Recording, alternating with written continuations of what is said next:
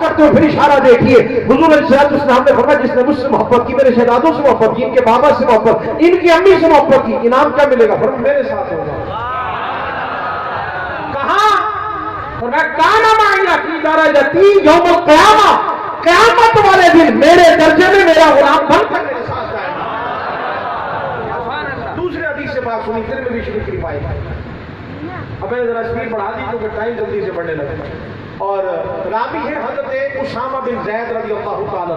और मैं समझता हूँ ये बस में हुसैनी जो मेहनत करती है 3 दिन, उसका निचोड़ ये हदीस पाक की दुआ है जो आपको पेश कर रहा हूँ।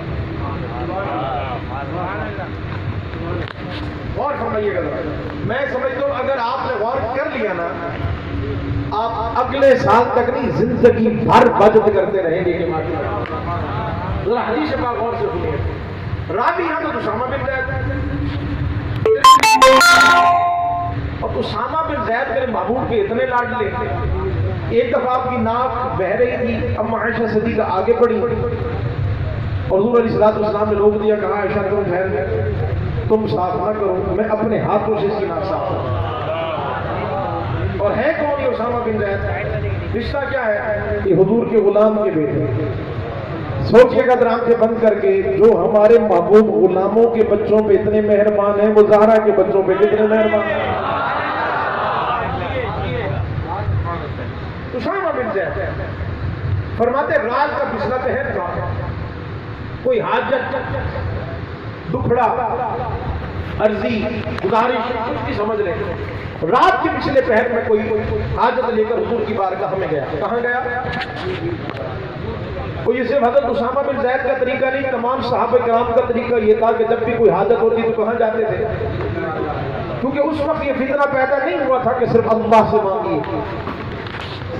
सहाबा किराम का अंदाज के हुजूर की बारगाह में जाते। और अगले जुमले जरा मोहब्बत वाले आता वाले गौर फरमाइएगा। और क्या करते? जब सहाबा किराम हुजूर की बारगाह में हुजूर की दहलीज पे पहुंचते थे ना, दस्तक नहीं देते थे, दरवाजे पे दस्तक नहीं देते थे, आवाज नहीं लगाते थे। अल्लाह करे इश्क वालों तक ये जुमले पहुंच जाए, बल्कि सहाबा किराम जाकर हुजूर की दहलीज पे बैठ जाते थे, क्योंकि वो जानते थे कि हुजूर जानते हैं। हुजूर खुद तशरीफ ले आए, क्योंकि वो जानते थे कि हुजूर जानते हैं, और वो सारे अपने मामलात लेकर जाते हुजूर की बारगाह में। इसलिए मेरे इमाम बोले, मेरे इमाम अहले सुन्नत सैयद आला हजरत अजीमुल बरकत मुजद्दिद दीन मिल्लत इमाम इश्क मोहब्बत अहले सुन्नत की जान आशिकों की पहचान शाह इमाम अहमद रजा खान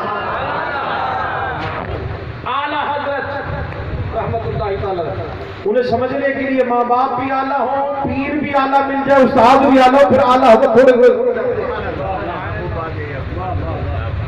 सारे साहबा हाजत लेकर जा रहे। मेरे इमाम बोले, मेरे इमाम क्या फरमाते?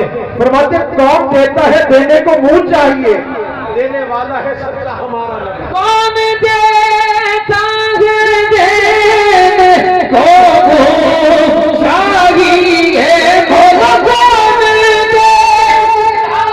है देने को मुंह चाहिए, बस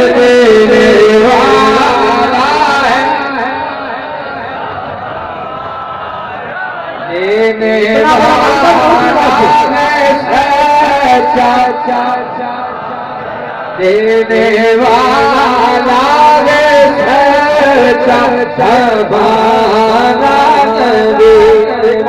फिर शेर को पढ़िएगा, फिर देखे कहां तक पढ़े। मेरे पीर साहब भी नसीर रहमा फरमाते हैं, अभी आप में से भी कई लोग इसी शैशोपन का शिकार बैठे हैं, और यकीन पैदा करो, खुदा की कसम वो इतना देते हैं कि आप तसव्वुर नहीं कर सकते। इसलिए मेरे पीर साहब फरमाने लगे, दे सकते हैं क्या कुछ के वो कुछ दे नहीं सकते। ये बहस न कर, होश में और भी कुछ मांग, सरकार का दर है, दरे शाह तो नहीं, जो मांग लिया और भी कुछ मांग।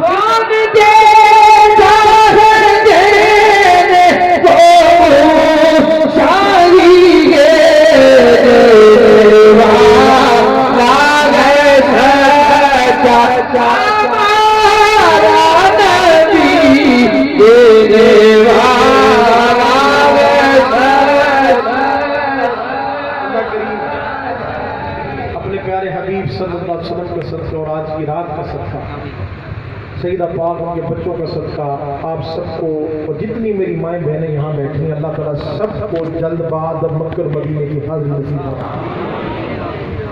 मुझे आज तक कोई शख्स नहीं मिला जो मदीने शरीफ गया हो और आकर कहे कि हजरत मैं गया था पर मुझे मिला कुछ नहीं। मुझे आज तक कोई शख्स नहीं मिला।